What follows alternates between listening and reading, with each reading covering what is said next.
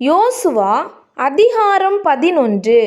ஆத்சோரின் ராஜாவாகிய யாபீன் அதை கேள்விப்பட்டபோது அவன் மாதோனின் ராஜாவாகிய யோபாபிடத்திற்கும் சிம்ரோனின் ராஜாவிடத்திற்கும் அக்சாபின் ராஜாவிடத்திற்கும் வடக்கே இருக்கிற மலைகளிலும் கின்னரோத்துக்கு தெற்கே இருக்கிற நாட்டுப்புறத்திலும் சமபூமியிலும் மேற்கு எல்லையாகிய தோரிலும் இருக்கிற ராஜாக்களிடத்திற்கும் கிழக்கேயும் மேற்கேயும் இருக்கிற கானானியரிடத்திற்கும் மலைகளில் இருக்கிற எமோரியர், ஏத்தியர், பெரிசியர், எபூசியரிடத்திற்கும் எர்மோன் மலையின் அடியிலே மிஸ்பா சீமையில் இருக்கிற ஏவியரிடத்திற்கும் ஆள் அனுப்பினான்.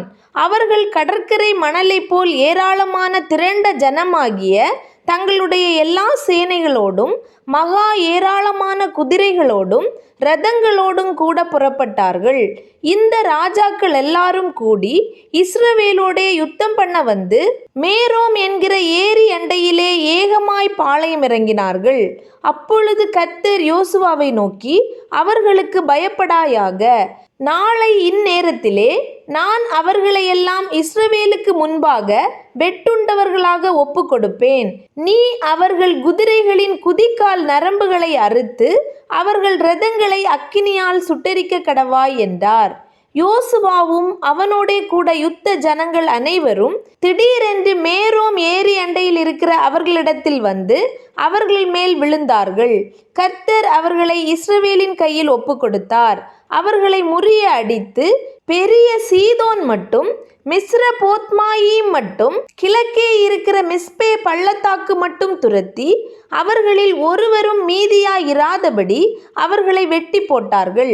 யோசுவா கர்த்தர் தனக்கு சொன்னபடி அவர்களுக்கு செய்து அவர்கள் குதிரைகளின் குதிகால் நரம்புகளை அறுத்து அவர்கள் இரதங்களை அக்கினியால் சுட்டெரித்தான். அக்காலத்திலே யோசுவா திரும்பி ஆத்சோரை பிடித்து அதன் ராஜாவை பட்டயத்தினால் வெட்டி போட்டான். ஆத்சோர் முன்னே அந்த ராஜ்யங்களுக்கெல்லாம் தலைமையான பட்டணமாயிருந்தது. அதிலிருந்த நர ஜீவன்களை எல்லாம் பட்டய கருக்கினால் வெட்டி சங்காரம் பண்ணினார்கள். சுவாசம் உள்ளது ஒன்றும் மீதியானதில்லை. ஆத்சோரையோ அக்கினியால் சுட்டெரித்தான். அந்த ராஜாக்களுடைய எல்லா பட்டணங்களையும் அவைகளுடைய எல்லா ராஜாக்களையும் யோசுவா பிடித்து பட்டய கருக்கினால் வெட்டி கர்த்தருடைய தாசனாகிய மோசே கட்டளையிட்டபடி அவர்களை சங்காரம் பண்ணினான்.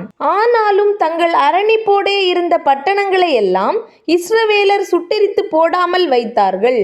ஆத்சோரை மாத்திரம் யோசுவா சுட்டெரித்து போட்டான்.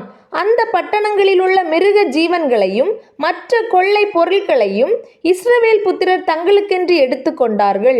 ஆனாலும் எல்லா மனுஷரையும் அழித்து தீரும் மட்டும் அவர்களை பட்டய கருக்கினால் வெட்டி போட்டார்கள். சுவாசமுள்ள ஒன்றையும் அவர்கள் மீதியாக வைக்கவில்லை. கர்த்தர் தமது தாசனாகிய மோசேக்கு எப்படி கட்டளையிட்டிருந்தாரோ அப்படியே மோசே யோசுவாவுக்கு கட்டளையிட்டிருந்தான். அப்படியே யோசுவா செய்தான். அவன் கர்த்தர் மோசேக்கு கட்டளையிட்டதில் ஒன்றையும் செய்யாமல் விடவில்லை. இந்த பிரகாரமாக யோசுவா சேயீருக்கு ஏறி போகிற ஆலாக் மலை துவக்கி லீபனோனின் பள்ளத்தாக்கில் எர்மோன் மலையடியில் இருக்கிற பாகால் காத் மட்டுமுள்ள அந்த முழு தேசமாகிய மலைகளையும் தென் தேசம் யாவையும் கோசேன் தேசத்தையும் சமனான பூமியையும் நாட்டுப்புறத்தையும் இஸ்ரவேலின் மலைகளையும் அதன் சமபூமியையும் பிடித்து கொண்டு அவைகளின் ராஜாக்களையெல்லாம் பிடித்து அவர்களை வெட்டி கொன்று போட்டான். யோசுவா நெடுநாளாய் அந்த ராஜாக்கள் எல்லாரோடும் யுத்தம் பண்ணினான். கிபியோனின் குடிகளாகிய ஏவியரை தவிர ஒரு பட்டணமும் இஸ்ரவேல் புத்திரரோடே சமாதானம் பண்ணவில்லை. மற்றெல்லா பட்டணங்களையும் யுத்தம் பண்ணி பிடித்தார்கள். யுத்தம் பண்ண இஸ்ரவேலுக்கு எதிராக வரும்படிக்கு அவர்களுடைய இருதயம் கடினமானதும் இப்படியே அவர்கள் பேரில் இரக்கம் உண்டாகாமல் கர்த்தர் மோசேக்கு கட்டளையிட்டபடி அவர்களை அழித்து சங்காரம் பண்ணினதும் கர்த்தரால் வந்த காரியமாயிருந்தது. அக்காலத்திலே யோசுவா போய் மலை தேசமாகிய எபிரோனிலும் தெபீரிலும் ஆனாபிலும் யூதாவின் சகல மலைகளிலும் இஸ்ரவேலின் சகல மலைகளிலும் இருந்த ஏனாக்கியரை நிக்கிரகம் பண்ணி அவர்களை அவர்கள் பட்டணங்களோடும் கூட சங்கரித்தான். இஸ்ரவேல் புத்திரரின் தேசத்தில் ஏனாக்கியர் ஒருவரும் மீதியாக வைக்கப்படவில்லை. காசாவிலும் காத்திலும் அஸ்தோத்திலும் மாத்திரம் சிலர் மீதியாயிருந்தார்கள்.